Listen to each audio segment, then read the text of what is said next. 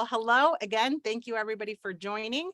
And thank you to anybody who is listening to this recording after today. Really, really excited for our conversation today. My name is Isabel Porras. I use she, her pronouns, and I lead our learning and development team at Out and Equal. And that means all kinds of fun and awesome things. But for today, it also specifically means that I and my team support the learning at the Out and Equal Workplace Summit.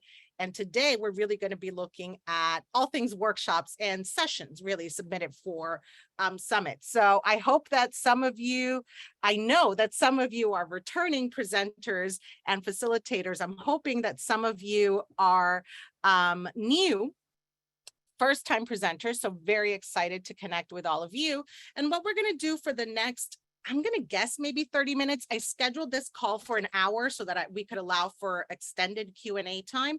I don't imagine that I'm going to present for more than half an hour though, since so much of this is familiar to many of you. So again, the recording part of this is going to hopefully be shorter than an hour, and then really want to leave some time for Q&A.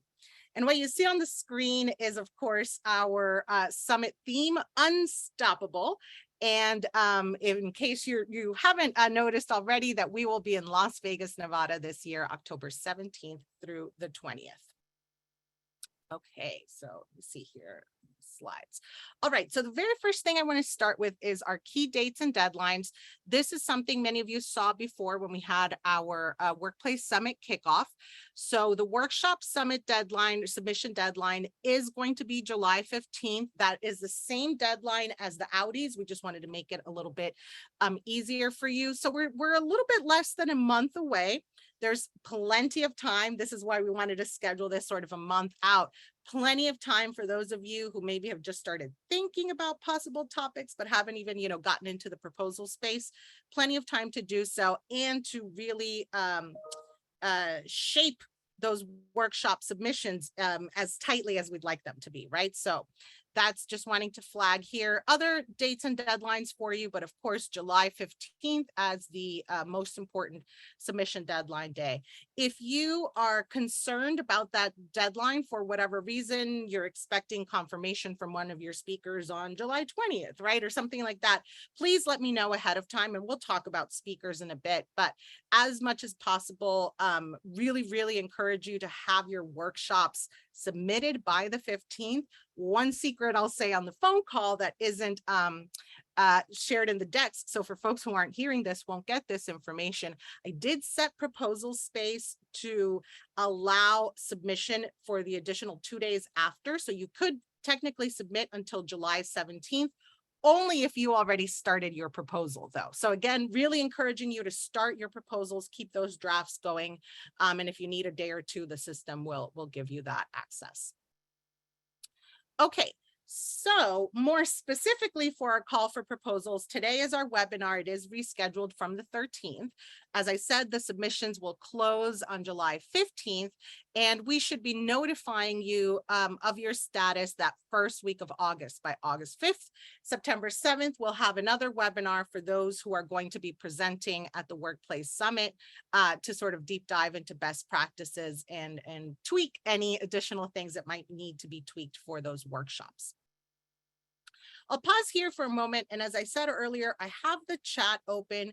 There's also a Q&A feature on the summit area as well. So just again, wanting to create that space for all of you. But a question I have, and just in the chat, meanwhile, while folks are engaging, how many of you are first-time workshop submitters for Out and Equal? Is there anybody on the line who's a first-timer? And is there, oh, I see some hands raised. So I'm guessing 4 people, 5, 6, 7, 8, 9. Oh, 11, 12. Oh, wow. Okay, so we have about 15 participants who are first timers. Welcome, welcome, welcome. And a number, as I said, who I know are familiar. Angela, I see maybe me personally, but not for my company. So that's great. You kind of get the best of both worlds. You get to be the first time presenter, but you can rely on some of that background content from your colleagues. So excellent. And again, welcome, welcome to all of you who are first timers. I saw one question already come in about virtual or in person. So let me get into that and clarify the schedule for everybody. Excellent. Now I'm going to go ahead and lower all the hands now. As again, for reminder for questions in the middle of the presentation, please use the chat or the Q&A. And then once we're done with this, I'll stop recording and we can unmute, raise hands, and I can unmute you all, et cetera. So we can have a verbal Q&A.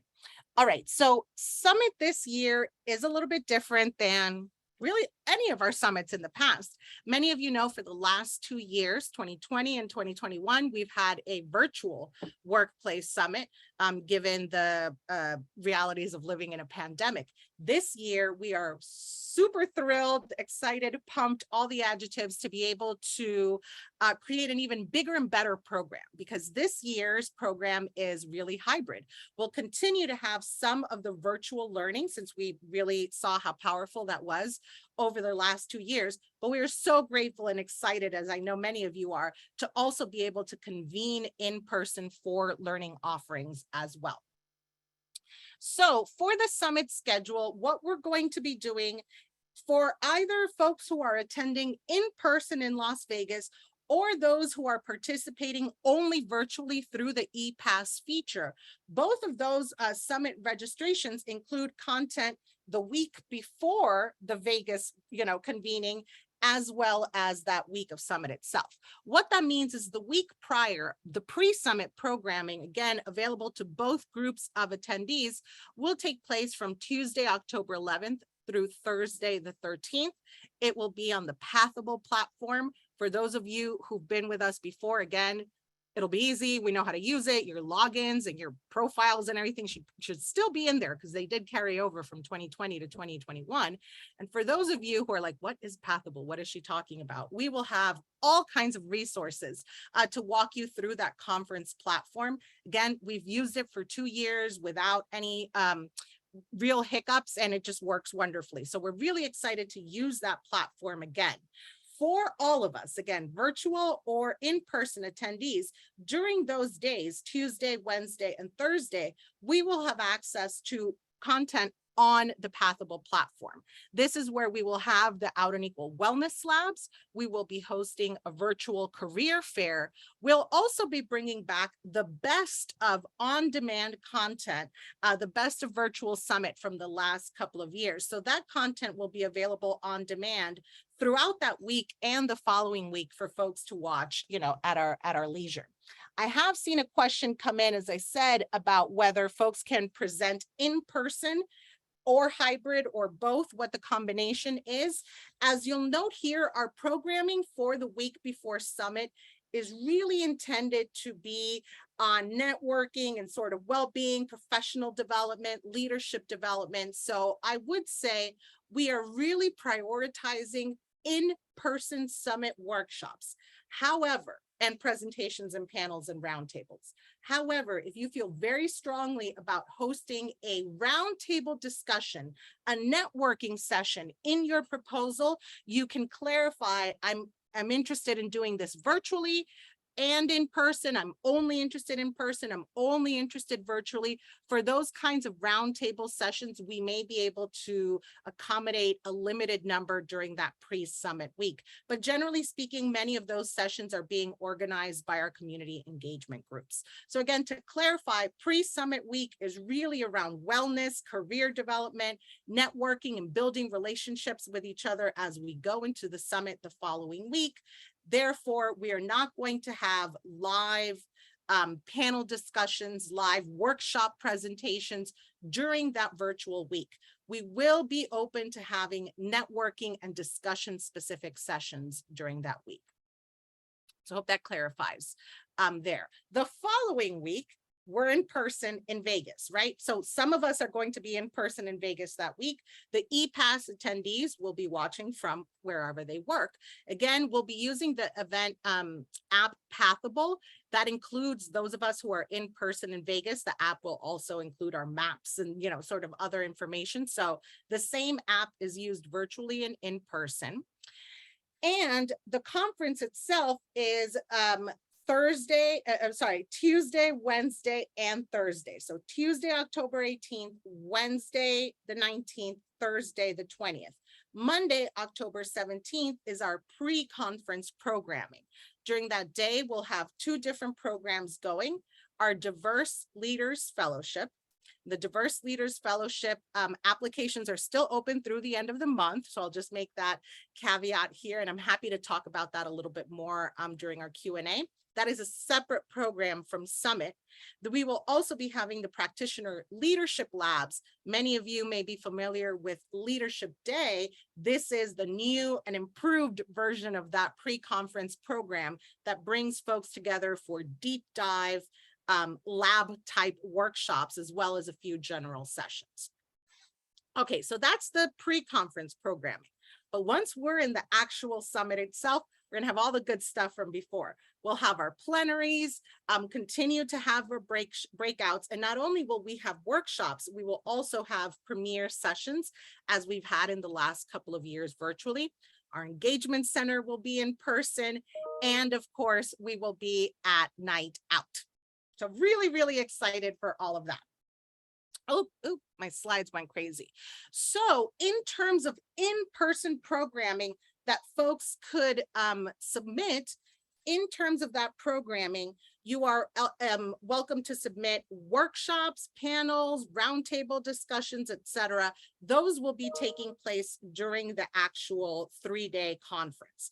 I will also flag for folks who are participating with us virtually, the plenaries, some workshops and premiere sessions will all be live streamed as well. So folks will still be able to get that engagement from wherever they work. I see a question coming in, so I'm just going to answer it now on, are the leadership labs hosted by Out and Equal only, or would any talks or sessions get placed there? That is a separate process with Out and Equal. So we have already selected much of our content and reached out to our key partners there. But if you have a topic that you'd like us to explore beyond a workshop, always feel free to email me, please. We're always looking for new content, new speakers. This is the Workplace Summit, but we have a lot of other leadership and learning programs, our Executive Forum, our Career Accelerator Network. So all that to say, if what you're interested in doesn't quite fit into the Summit workshop block, but you have a topic that you'd like to speak on, please share with me, and I'll do my best to find the right avenue for that. So thank you for that question. Okay, so that's the in-person summit schedule. As I said, virtual folks will be able to watch some of those live stream sessions, and they'll still have the on-demand content. But workshop sessions, again, will be in person during the 3-day conference. Another question I see coming in is, how are the dates and sessions allocated? Do we have a possibility to put in a preferred date? So again, let me click that I'm answering that question live. Yes and no. So all that to say, please note in your application if there are preferences. Many times folks will say, we can get, our chief diversity officer to speak on this panel, but she can only come on Tuesday morning and then she has to leave. I will do my best to accommodate that level of content. We will do our best to accommodate that. So I cannot guarantee, but please, the more information you share with us in your proposal, any limitations like that, same thing, some of you may be having offsite convenings or other commitments, incorporate that in your proposal, and we'll be able to communicate and kind of go back and forth with that. So thank you for that. Now I'll come back and go back to those other questions in a minute. So what I want to connect with you on broadly, especially since so many folks I see are first timers on the chat, and again, welcome, are some of the education commitments that we have and how these impact the way that we organize the workshops. The first, of course, is on peer-to-peer education. And I think that's one of the things that makes a summit really stand out and has it be so powerful for participants, is that we really focus on education by folks who are doing this work on the ground, centering folks who are working in Fortune 500 companies or the federal government to really be able to share those best practices. I want to be really clear. This does not mean that we are rejecting applications from folks who are not working at Fortune 500 or folks who are not partner organizations from Out and Equal. That is not connected to our workshop selection process. What does make your workshop proposal, your session proposal, much more competitive is when you do have that workplace focus. So for example, some successful workshops that we've had in the past led by consultants, coaches, nonprofit organizations, those workshops have worked well when they're able to bring in that sort of corporate case study or some other typical example. So I'm thinking, for example, some speakers in the past were not connected, say, to the Fortune 500 companies or to the federal government, but again, who are able to make connections across those and or bring in additional speakers to speak to that topic. So again, just flagging sessions that have peer educators as opposed to third-party consultants and experts to speak will have a much stronger chance of being selected. The other commitment that we have, of course, is to diversity and intersectionality. And we really, and as part of our work, as part of our commitment to leadership and development, as part of our intersectional approach to development within the LGBTQ+ community, we want to be really mindful and encourage participation from everyone, right? Regardless of your gender identity or expression, your race or ethnicity, your ability, your sexual orientation. And with that said, we're particularly interested in proposals that pay special attention to those intersections, to multiply marginalized identities, or to the workplace experiences of people of color, trans people, bi people, queer people, etc. So again, workshops that are really looking across dimensions of diversity, that are taking an intersectional approach to looking at these topics, are going to be key. Of course, the third part, many of you probably already beat me to this on the slide, is our focus on LGBTQ+ workplace equality. So yes, we have workshops on networking, we have some content on professional development, mental health and well-being, etc. The bulk of the summit is really dedicated to helping create and sustain LGBTQ+ inclusive workplaces. That does not mean that your workshop cannot speak to these other issues, but that in the proposal, you must make that connection to the workplace equality conversation. That will really cement your proposal as a strong one. So those are some of our commitments. And just to share a few tips from over the years, again, really connected to those commitments. The first, as I said, relate your content to workplace equality and or LGBTQ+ inclusion specifically. So we have that limited number of workshops for other topics, but you'll have a much stronger chance of acceptance if you're looking at DEI issues specifically, if you're looking at the LGBTQ+ community, if you're looking at the business sector, right? So workshops that are speaking to those issues are going to be very powerful. We have had workshops in the past that are tied, let's say, to something around professional development, or are tied to personal volunteer work outside of the workplace, right? But they're able to make a connection to LGBTQ+ inclusion, to the impact it has on the community, to the impact it has on the business, for example. So any sessions that can tie to workplace equality are going to be really powerful. The next two are sort of less on the topic and more of the form of the session. Please provide substantive takeaways. If you have clearly articulated takeaways, you have a much higher chance of acceptance. When we review the workshops, we should really be able to quickly understand, like, what am I getting out of going to this session for 60 minutes? So I'll note here that in the proposal, we have two abstracts for you to submit. One is the public abstract. That's your marketing document. That's how you get people to come into the room to listen to you. And then there's a longer abstract where you can share a little bit more detail with the reviewers. Make sure that your substantive takeaways appear in both, because the public abstract, that marketing document, as I said, that's the only thing that other attendees will see. That's how they make a decision on which room to go to, right? So the more that you are making the case to the reader, come to my workshop, this is what we're going to cover, this is why it's important to you, this is what you'll get out of it, I guarantee that that will drive high attendance and that you'll have much more positive impact and reviews as a result of that. So again, make sure you have those takeaways. and make that really, really clear.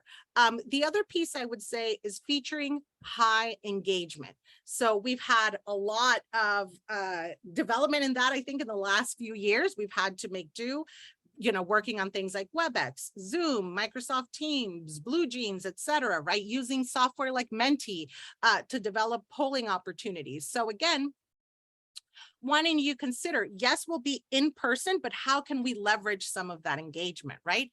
How can we have a Q&A time? How can we use a polling software on our cell phones to keep people's attention spans focused on the workshop and not, distracted about what they're going to have for dinner or what sessions they're going to go to next. Again, this is information that we've derived from the positive and critical feedback for various workshops over the years.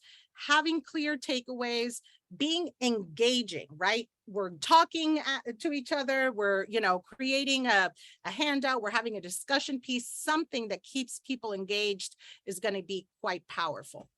Include diverse voices as well. And what we mean by that is expansive. We certainly want to showcase a diversity of experiences within the LGBTQ plus community, but we're particularly interested in the workplace experiences, as I said earlier, of people of color, trans people, bisexual people, queer people, folks with disabilities, right?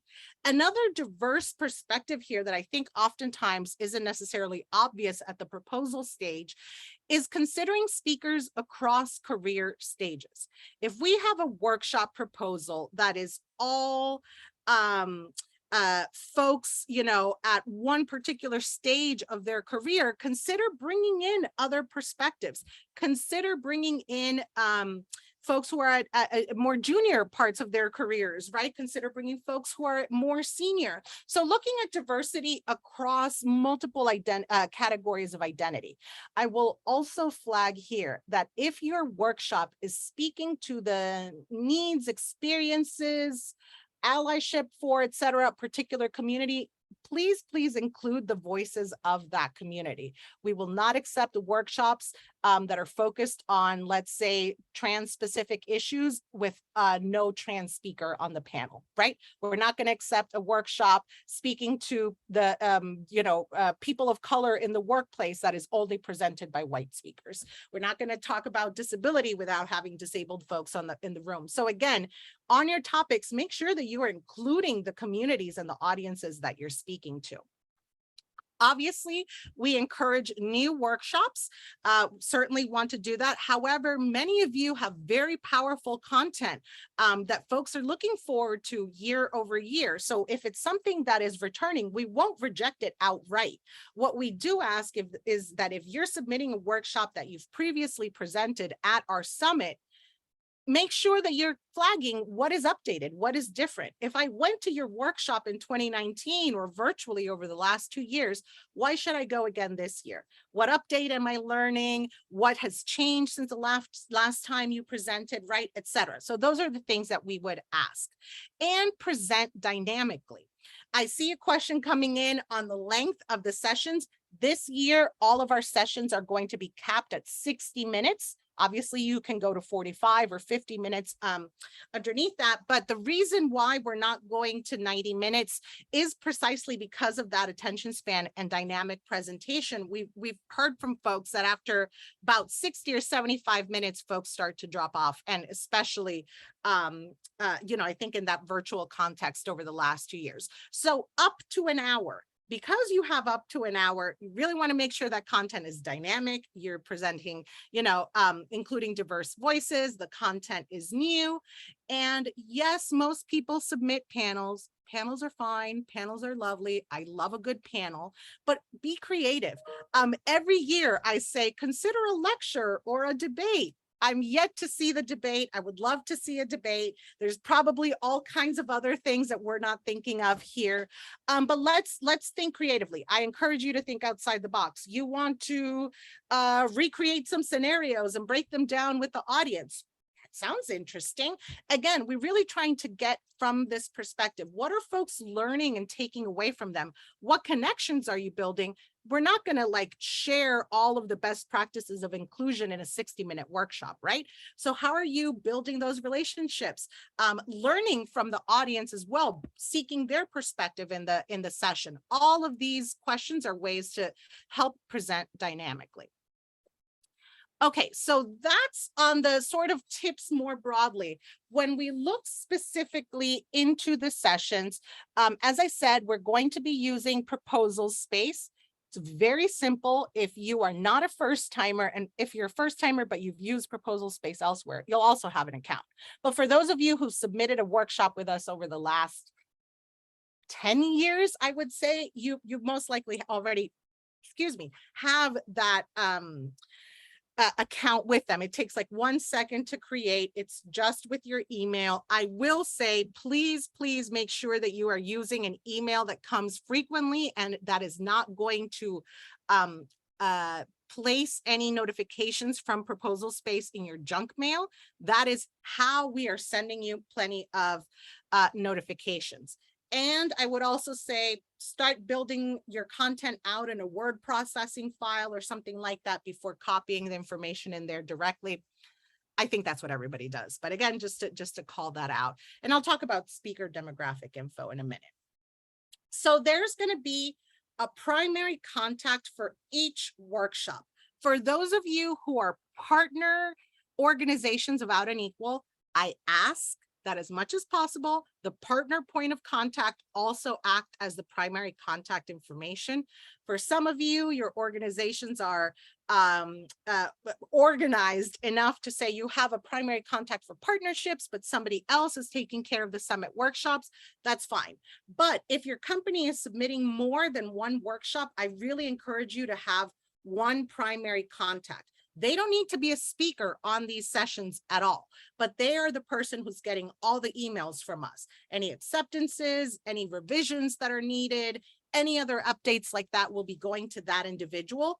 If you are a partner organization, that individual should most likely be the partner point of contact, since they're already funneling a lot of that information.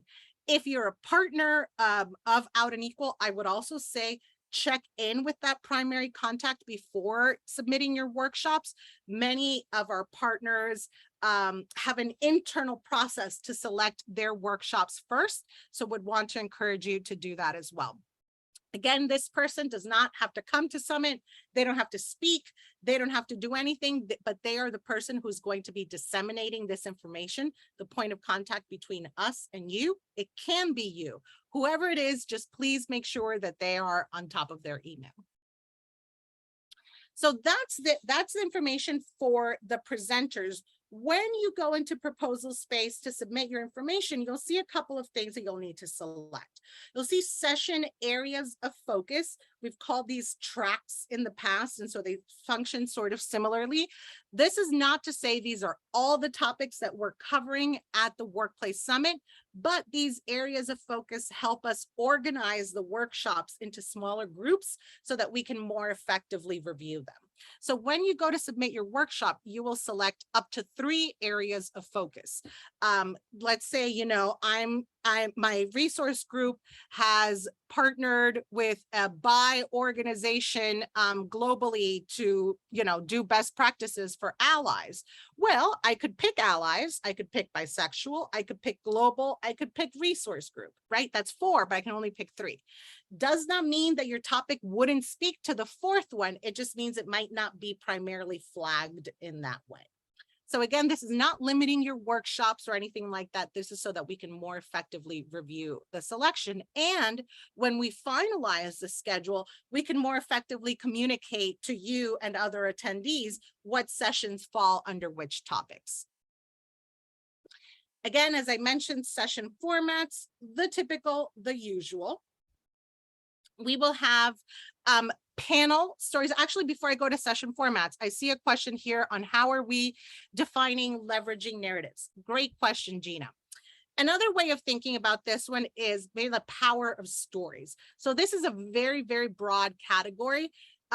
however you are leveraging narratives and storytelling in your workplace. For some organizations, that's visual, right? And so folks have presented under this track, I'm thinking in the past, have presented in this track when they've conducted a video program internally, right? Capturing what it means to be an ally to that organization. That could go under leveraging narratives because that's the power of storytelling. Other organizations may be showcasing internal storytelling and coaching programs and how that has impacted. There may be limited number of people who want to share their personal story, right? And sort of build a talk around that. So anything around storytelling, you would be able to flag as leveraging narratives. Again, what you select is just going to help us determine. It's not the final decision. If you, let's say, selected leveraging narratives and, resource groups, but your session doesn't really have anything to do with storytelling, we'll just not click leveraging narratives. It doesn't mean you're not going to be considered, for the other topic, et cetera, anything like that. So again, really just to help organize what the primary topics of the sessions are. So thank you for that question. So session formats, and then I'll get to the question on tech for speakers. Session formats, again, as I said, the usual, nothing radical. Although if you have a session format outside of this, please encourage you to submit a different format. I will flag here, because our sessions are limited to 60 minutes, we are making panels limited to 4 speakers and a chairperson. Really, I think it should be 3 people in a chairperson, but we'll leave that that nuance to you. And the reason I say that is, again, having been on both sides of panels, speaker and moderator, preparer and guest attendee, etc. 60 minutes is not a lot of time. Between introductions and sort of setup, you may get 4 or 5 questions out of the group. And it's not really effective when there's like 6 people up on the stage and one person didn't even get to talk and one person dominated. And so again, we can't fit everybody into one session. Perhaps you have 2 panels that you're exploring. Perhaps, this is a conversation that's just a fireside, again, whatever it might be, but up to 4 people moderated by somebody and with some time reserved for audience Q&A. Again, with a 60-minute session, we're looking at 5 or 10 minutes for audience Q&A. Having a smaller panel is going to be very important here. So again, flagging that early on, really, it just more than that, and folks really won't even have a chance to speak. Of course, presentations, the usual in-depth examinations of an issue, reviews of case studies and best practices. Again, since we are amongst friends, I will flag here. Presentations are probably the most popular of the sessions. We all like to, highlight a case study, highlight a best practice. I would also encourage you to consider presentations where you don't have a solution. So many times I talk to people who are like, is anybody presenting a workshop on this thing? Because we're having a lot of problems with it. And I have like 5 people asking about that. I'm like, why don't you all present a workshop together on the challenges you're having on this issue? A lot of times we're waiting for one company, self-ID anyone, right? For one company to be like, we figured it out. Here it is. Here's how we got to 100%, response rate, what have you. We haven't gotten there yet. What's really powerful and what's really useful, what's helping drive the needle there is when people join and say, you know what? We kicked off the program and we didn't account for this issue internationally. We kicked off the program and it created this other challenge over here that we hadn't considered. And now we're addressing that. We're unable to kick off our program because of X, Y, Z. How have others tackled that? So again, from a participant standpoint, think about it. It's always way more interesting and engaging when I get to like go and be part of a solution or part of a discussion of something versus I'm sitting there and you're telling me like how great the solution might have been, right? So again, presenting in-depth examination of an issue. Maybe you have a best practice, maybe you have a challenge and you're not getting to the best practice. In and of itself, I think that is a topic of discussion, of engagement at Summit. So please don't feel like you have to wait until you can put a pretty little bow and share a finalized best practice. Don't do that. If you have something messy, bring mess. Like Marie Kondo, I like mess, right? Folks want to be able to engage and help each other. And I'll tell you, those are the sessions that immediately after summit, we start getting emails. I was in, so-and-so's workshop and they addressed this. And then I came back to my company and we had this other thing. Can you put me in touch with them so we can connect, right? So that we can review, et cetera, et cetera. So again, challenges, sticky issues, always very welcome. In contrast to a presentation, the workshops are going to be a bit more interactive, are going to have more hands-on activity, are going to have discussion. Those are always going to be very, very engaging. And then, of course, as we said, roundtable discussions. Could be hosted by a single facilitator, could be hosted by a group of people. That depends on your interest. We will have limited space for these in person, although we will have space for them in person, just limited. So if you're interested in submitting a roundtable discussion, please flag in your proposal whether you intended this to be only in person, whether you're okay with it being hybrid, whether you intended it to only be virtual for that pre-conference week. Again, we'll be able to accommodate as best as we can. When I said hybrid, I meant being something virtual the week prior, since we won't be able to have a live roundtable that brings folks in that are virtual and not in Vegas that actual week. So anything that wants to bring in discussion from virtual attendees and in-person attendees, any discussion like that should take place virtually the week prior to summit.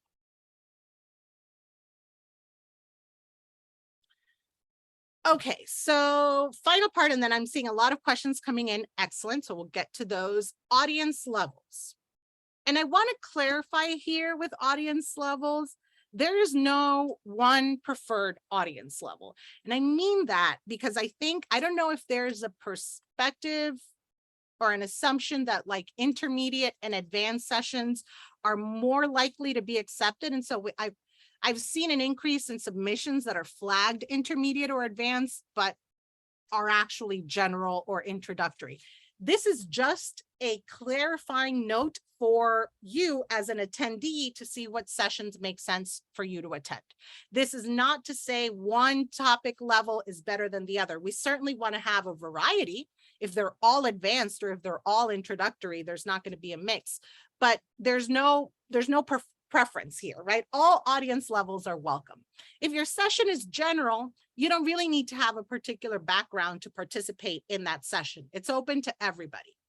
Some of you have workshops that are really geared to first timers or people who are still new, and people or organizations that are still new to equality. So please flag those as such. If you're talking about kicking off an allyship program, building an ERG communication plan, something to that nature, these are powerful introductory sessions. Intermediate sessions are going to assume some familiarity, right? So maybe you're having a workshop on leveraging executive sponsors in business resource groups. You're assuming people already know what resource groups are, already know what executive sponsors are, have an understanding of their role in the organization, et cetera. So that might be an intermediate session, right? And then advanced sessions are for those who are creating new best practices, developing next steps. You are assuming that the audience is very familiar with the subject matter and has lots of years of experience dealing with these issues. This is not the session for somebody to come in and say, what is a BRG, right? If that was the topic of your conversation. So again, audience levels are an important category, and we will be including that so that folks can flag and see this is an intermediate session, this is an advanced session. I would also say, in your public abstract, again, your marketing document to get people in the room, say who you want in the room, right? This session, is really intended for other HR managers who are launching trans-inclusive health benefits. You're not saying, show me your HR credentials that you can't come in this room, right? We're not doing that. But you are just saying, this is the kind of person that we're going to be looking at, or this is where the topic is going to go. It's helpful for folks to have that information. So if you have a particular audience, a job function, a background, a seniority level in mind, that this is the people who you're talking to, just say that in the abstract so that they know, hey, I should go to that session because that's for me. Okay.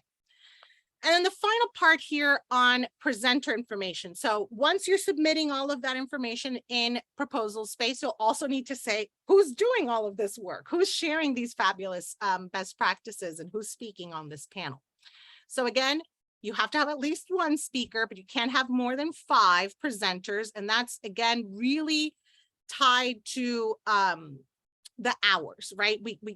That's already a lot of presenters. For each presenter, we ask that you also clarify what it is that they are doing in the session. So this person is a presenter because they are going to hand out the flyers is not actually a presenter, right? You can certainly have folks supporting you in the room. But again, being really clear about each one of your speakers, you know, in a sentence or a bullet point or two saying what it is that they're contributing to the conversation. And you will also be asked to submit demographic information about your presenters. So here's where we understand that it can be sensitive. We ask you to do one of 2 things, either to ask your presenters before you sit down to type this up in ProposalSpace to share with you their demographic information. And then you can just add that in. If for whatever reason you or they don't want to go that route, you can enter them as a presenter and put their name and email address and just leave the session without submitting it. ProposalSpace will ping that person and say, hey, you need to make edits. You know, you've been listed in this session. So that's one way to go about it. But again, we do ask that you share presenter demographic information and certainly presenter speaker information to the point of what is it that they are doing during this session. Why must this person be, you know, on stage with you, so to speak? I understand and recognize that a lot, especially this early on, maybe somebody's schedule isn't fully finalized. You're holding a spot for a particular person, but haven't confirmed them yet. We really, really do prefer workshops to be submitted as complete as possible. We can't guarantee that we're going to accept something that's incomplete, but again, provide more information. We are holding this spot for a mid-level career, you know, professional who can speak to the power of coaching in their career development. That's fine. Like whatever, as much as you can describe who it is that you're holding for. Also, if that's the challenge, before you submit workshops, you're like, I have a really good panel idea or presentation idea, but I only have like half. I really want another organization to present this with, or I wish we had another person that could speak to their queer identity on this queer panel or what have you. Ping us at learning@outandequal.org. Yeah, learning@outandequal.org, and let us know if you need support. Again, can't guarantee that, but that is a way. But we can hopefully, as long as we're hearing from folks that need speakers, we can kind of start connecting people. Also, for those of you who are partners, leverage the Global Hub messaging boards to find other presenters and panelists to share with you, right? So we are a company that wants to present on international, you know, travel policy best practices, and we are looking for a company that has presence in Brazil and Colombia. Put that on the hub and see what comes up for that, right? So again, sharing that information as much as you can share about presenters. If you still have open spots, do let us know, but we may not be able to guarantee that everybody will be able to be accommodated. Okay. Well, I lied. I said half an hour. I meant 45 minutes, so apologies for that. But I think we have time for the questions as they are coming in. My mouse just disappeared. Where did it go? Sorry, y'all. Here it is. Okay. So let me look through the questions as they've come in. First one I see, are there technology capabilities to include virtual speakers in a roundtable discussion, such as setting up a laptop with in-person presenters at the table that displays the virtual speaker's Zoom call on screen?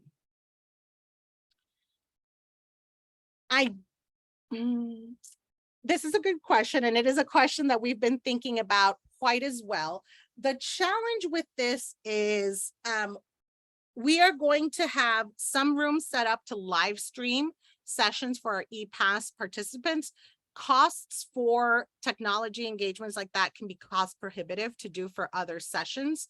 Now, we have had folks in previous conferences say, oh, we're going to dial somebody in, we're going to do something like that. That would be completely on the speakers. We would not be able to accommodate that. And I have to say, this is not specific to any one venue. This is just the nature of conferences. And I'm thinking of conferences I've attended, you know, outside of Summit. The reason why we always ask speakers to download videos, download their presentations for presenting the day of the conference is because hotel or conference Wi-Fi in these spaces is never really as potent as this. And so this is why it's always a best practice if you're going to share a video to not play it from YouTube, but to actually have it downloaded into the computer offline. So I would just say we are not really accepting workshops that have that sort of hybrid speaker with that caveat in mind. If you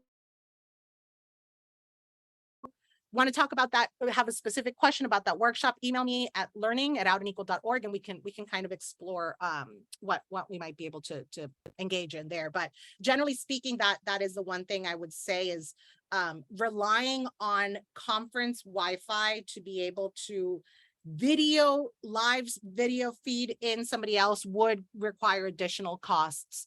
So you know, is not necessarily very powerful there. Okay, so I'm going through, before I forget, there were some questions in the chat, and then I see the Q&A. Should we submit one proposal? Can we submit multiple? And then sort of related to that, for multiple submissions from the same company, is it likely that more than one proposal will be accepted? So yes, you can submit more than one proposal. You're welcome to submit more than one proposal. If you're submitting 3 or 4 at the individual level, still, I would say really, really consider, you know, what it is that you're ranking and identify which is most powerful for you. Perhaps there was one you were like, yeah, this was nice to have, but I don't really want to include it. You know, don't necessarily feel any pressure to.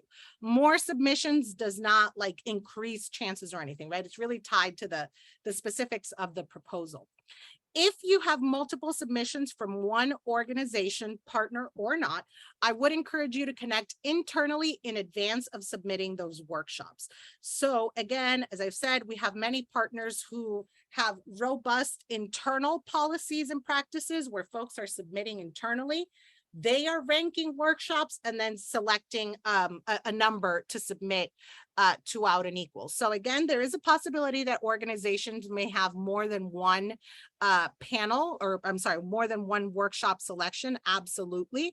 But if you're submitting from multiple submissions from the same organization, I would encourage you to connect internally and identify, you know, which is the strongest of those. And feel free to flag that in the proposal as well. We submitted 3. And if you're, you know, if you like all 3, but can only pick one, this is the one we're really excited about. Very helpful to know that in the moment. Okay, so for panels that are in person, what's the best way to find panelists that are already attending Out and Equal? So as I said, checking on the global hub, speaking to your colleagues, reaching out to us if you have any particular ideas or, you know, looking for particular types of speakers.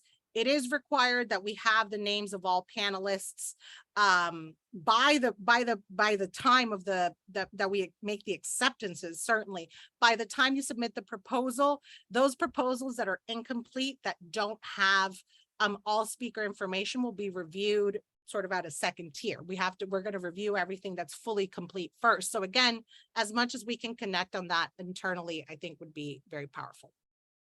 Now I see a question on panelists and presenter speaker costs. These do have to be covered either by your organization or the partner code in that way.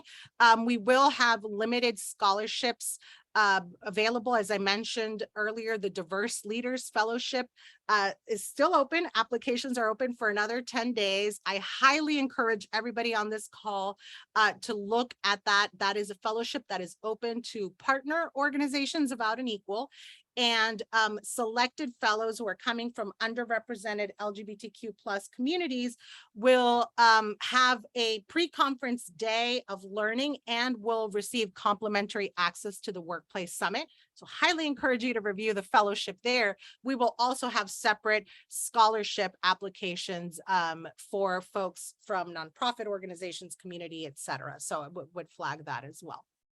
And if you have any questions about partnerships, please feel free to reach out to partnerships@Out and Equal. If you sent a message and haven't heard back, feel free to ping me again at learning@Out and Equal, and I'll make sure to flag our team as well. So thank you. Okay, few more questions as they come in. How are we differentiating between roundtables and panels? Great question. The panels are really going to be organized by you.